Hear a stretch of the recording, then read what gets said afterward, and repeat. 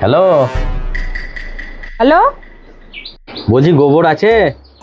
হ্যাঁ গোবর আছে। তাহলে খেয়ে নাও।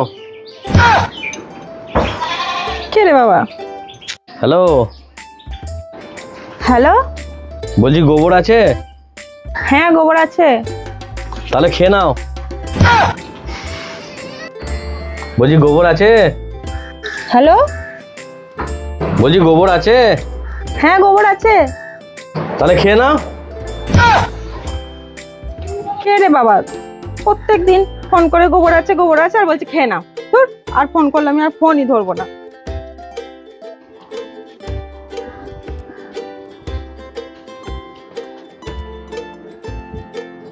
কিরে, গালে হাত দিয়ে বসে তুই কি চিন্তা করছিস? আর বলিস না, কদিন ধরে না আমি খুব টেনশনে রয়েছি। একজনা না খুব জ্বলাচ্ছে আমাকে। কিরে, তোকে ফোন করছি কিন্তু ফোনেও পাচ্ছি না। ফোনটা আমি সুইচ অফ করে দিচ্ছি, তুই আমাকে ফোনে পাবি না। একটা ছেলে ফোন করছে আর ফোনে খুব জ্বলাচ্ছে। কি জ্বলাচ্ছে তোকে? খাঁটি ফোন করে বলছে গোবর আছে, তা আমরা তো গোবর বিক্রি করি। যেই বলছি গোবর আছে বলছে খেয়ে নাও। তোর এই ব্যাপার, এই নিয়েই তুই টেনশন করছিস? তোকে যদি ফোন করে বলে যে গোবর আছে, তুই বলবি যে নেই, তাহলেই তো সমস্যা মিটে গেল।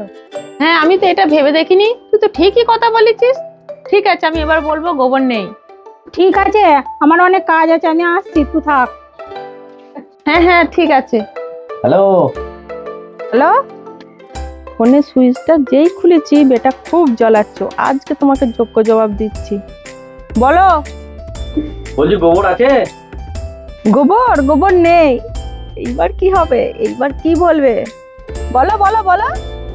ও আচ্ছা আচ্ছা, তাহলে সকাল সকাল আজকে সব গোবর খেয়ে নিচ্ছ? ধুর, আমি আর ফোনই রাখবো না।